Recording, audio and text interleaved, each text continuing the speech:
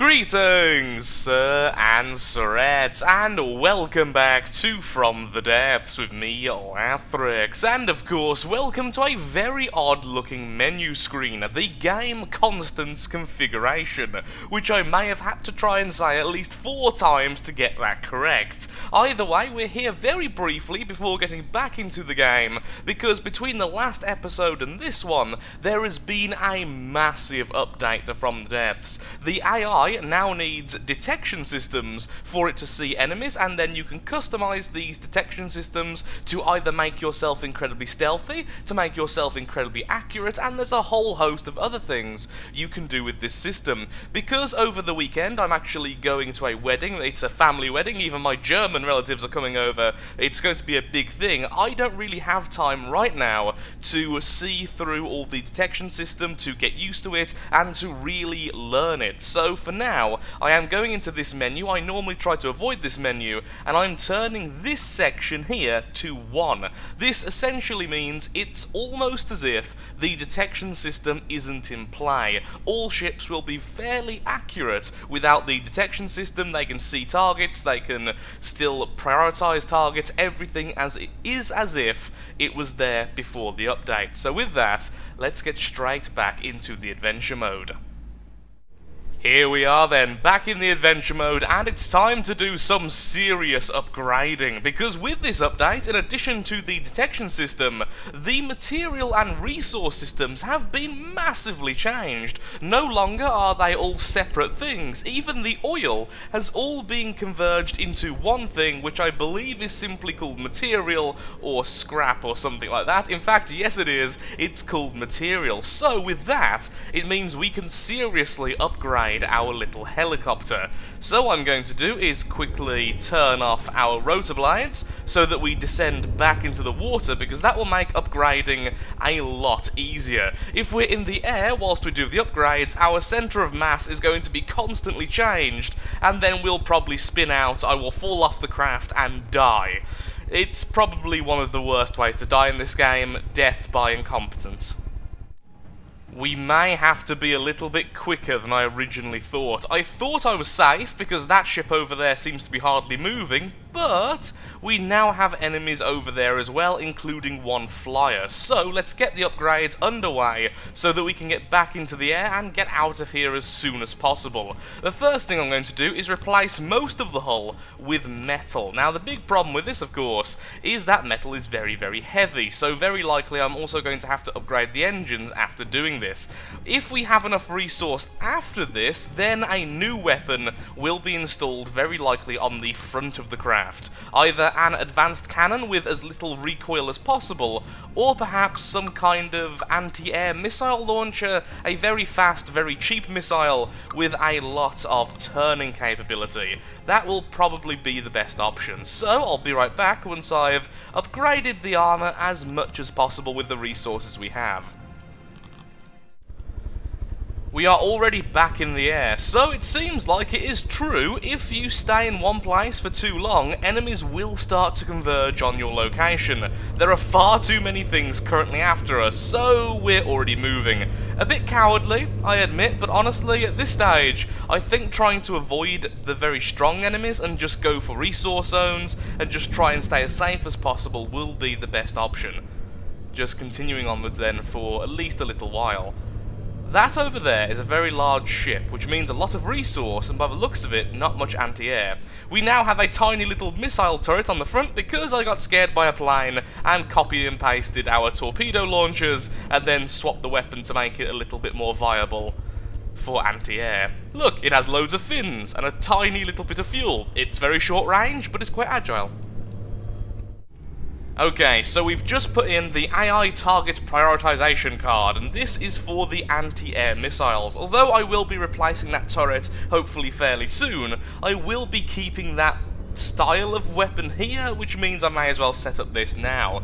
So the main thing I am going to be after is, I want it to be mostly targeting flyers, and I want to be targeting somewhat fast targets, so speed gets a little bonus as well, so high up targets and those which are moving fast. All of that I don't really mind too much. In terms of range, that's pretty standard, so now we should go after flyers more so than anything else. Although at the moment the bay leaf is really high, purely because how big it is, so I actually don't care about that. So no value per block, no value per weapon, no value per this. Don't really care about their propulsion. Don't really care about how many engines they have. So right now we should only be focusing on how high they are and how fast they are, since this is meant to be the anti-speed, anti-flyer weapon. Ooh, and hello. We are coming into contact with a flyer and a bay leaf. Okay then.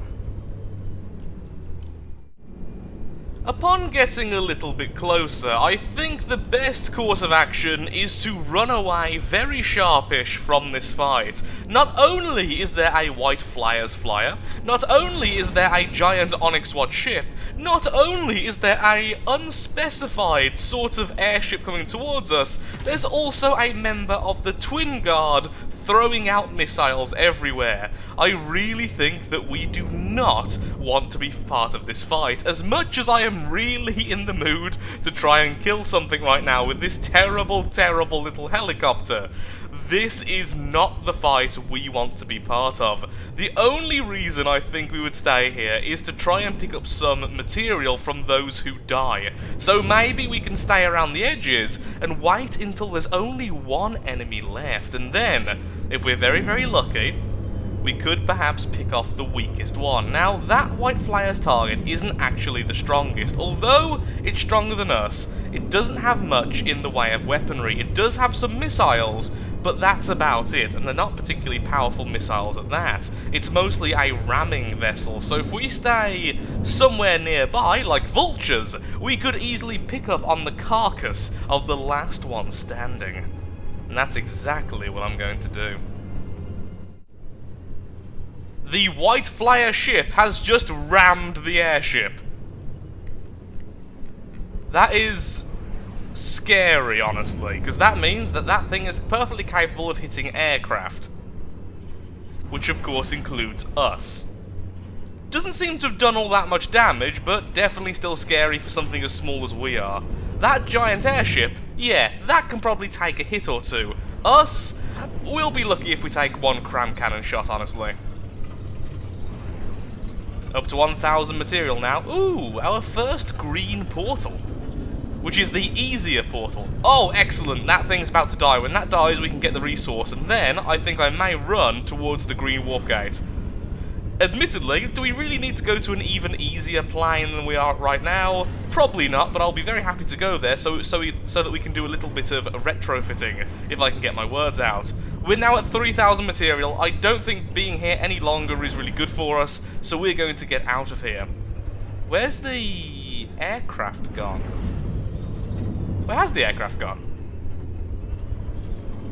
I can see the white flyers version, but where's the giant one gone? Can we perhaps swoop in and start doing some damage against the bay leaf? Especially now we're not allowing it to broadside us. Maybe this is a possible win for us. I would simply capture the ships, but the problem is, if we try and capture them, unless they have a Heartstone currently active, whilst we're capturing them, I will die. On top of this, my lovely aircraft here will just continue to go forwards until the end of time, and I will have no way to teleport back on top of it, so we will lose this craft if we try and capture something, which is not something I really want to do. Okay, stop here. If we get any closer, our torpedoes won't have enough time to arm themselves. So just stay here and continuously throw torpedoes at the enemy, I suppose. Little bits of resource here and there as we do damage to it. Okay, no closer. That's the closest I want to get. Whilst I'm sitting here, just very slowly doing damage, I've decided to use a complex controller. This means we can actually have some backwards thrust, which we can manually control, which would be really, really useful, to be honest. So there we are, this should be up as well. So should that, okay. These both should be on down.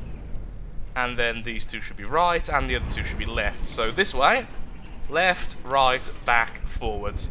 All is good. We are slowly getting there.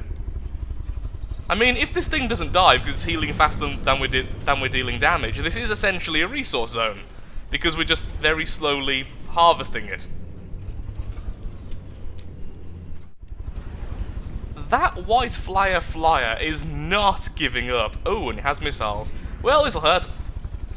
EMP. Surprisingly, EMP is like the least scary right now, because it means it can't deal damage and cause explosions. But there we go, thanks to the white flyer, which is still a mouthful, that ship is finally going to be destroyed, and now we can focus on the white flyer. Say that 5 times very quickly whilst very intoxicated. On the downside, the Onyx Watch vessel was harvested by the White Flyer vessel. On the upside, we did get enough resource that we were able to afford this lovely little mine-laying setup. So, with that enemy over there, we're going to get as close as possible and then drop all of our mines, hopefully doing enough damage.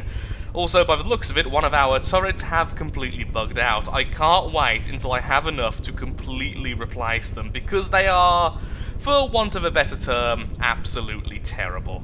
And that was a very quick kill. It seems like our missiles were good enough to sink that craft, which is actually a shame, because I really wanted to try out the mines. It seems like that's not going to be necessary, but on the upside we will get some... Ooh, no, never mind. It's bugged out enough, it's back over there, and drop the mines!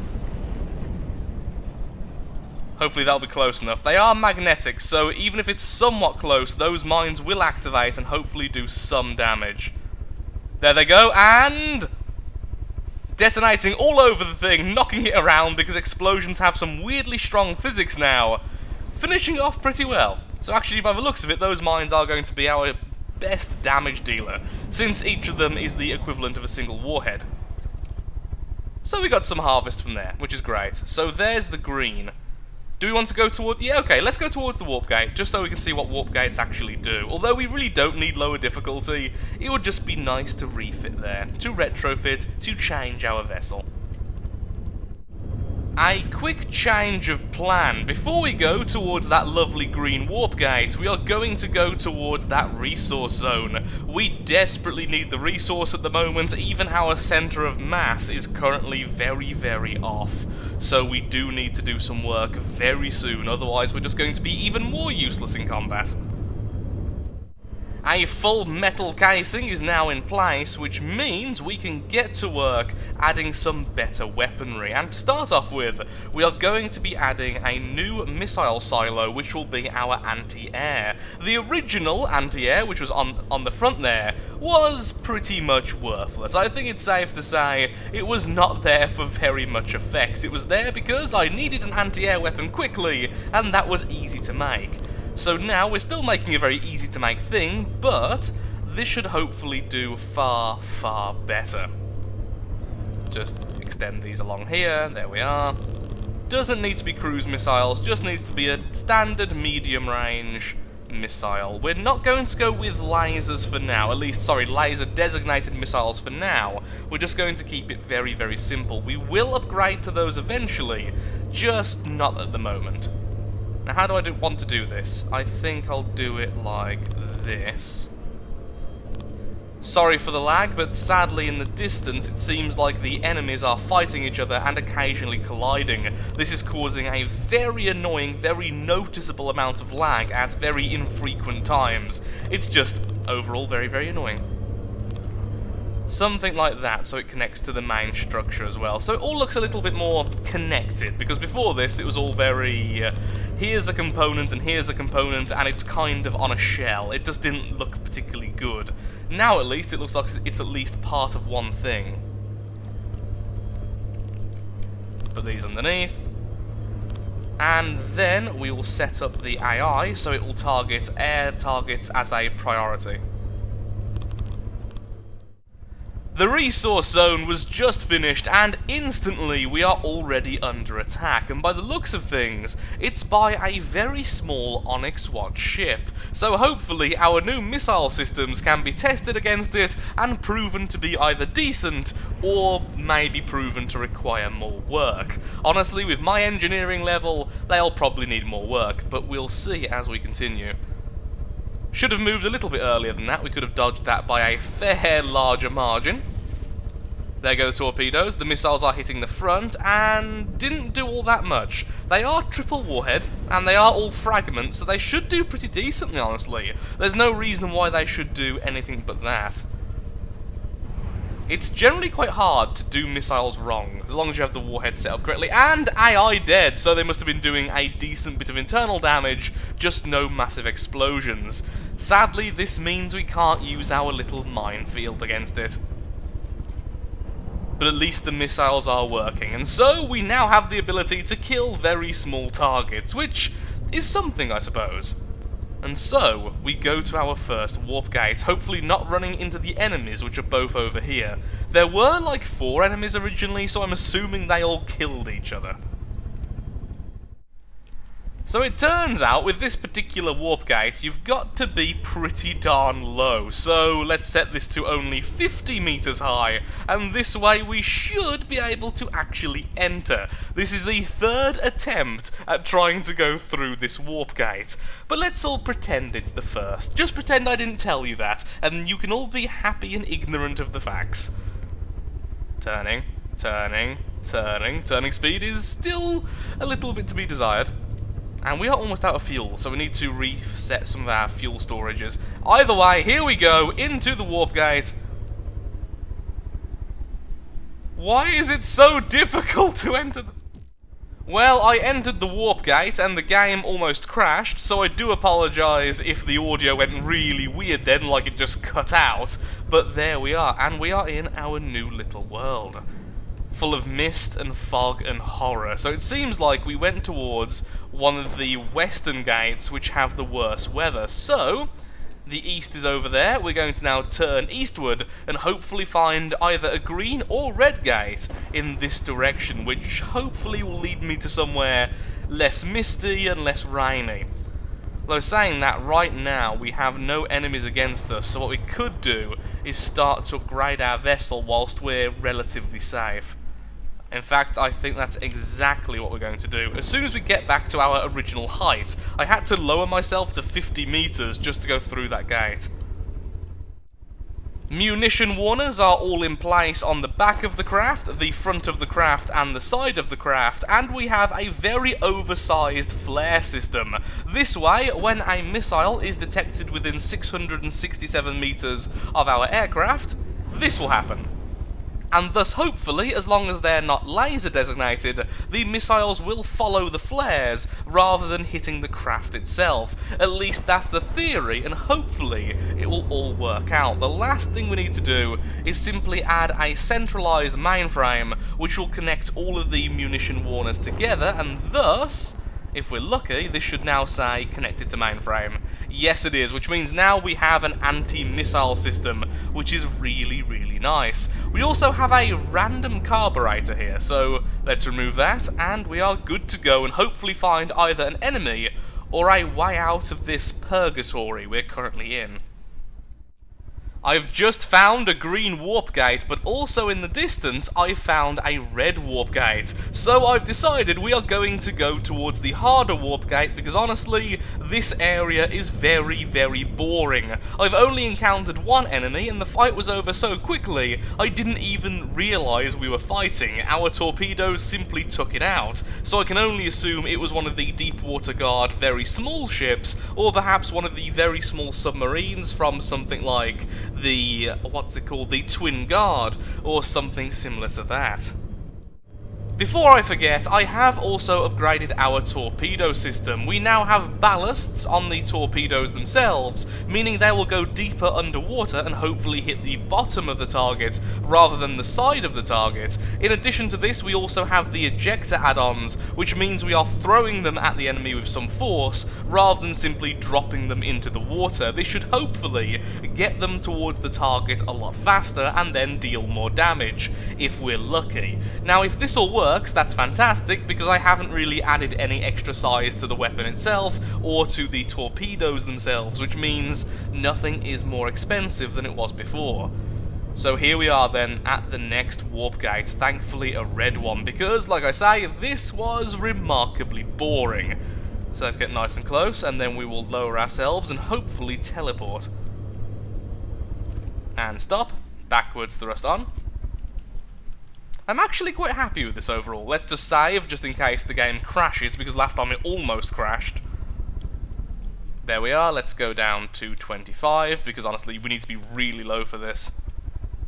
And you as well, 25.